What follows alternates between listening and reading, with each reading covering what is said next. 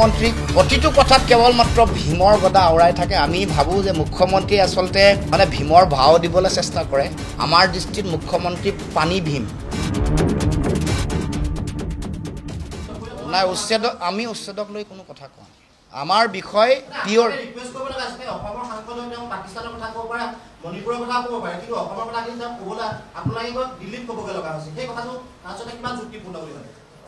চাওক, আমি আমাৰ কথা বতৰাবোৰ দলপতি আৰু উপদলপতিক কৈছোঁ যে সংসদৰ মজিয়াত এইবোৰ উত্থাপন কৰিব লাগে।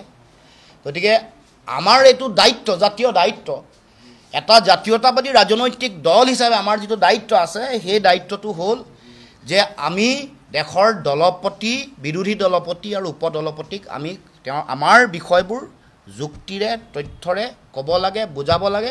এতিয়াতো তেওঁলোকৰ গণতান্ত্ৰিক আৰু জাতীয় দায়িত্ব এই বিষয়টো সংসদৰ মজিয়াত কোৱাটো, ৰাষ্ট্ৰীয়ভাৱে মানুহক এই বিষয়টো জনোৱাটো।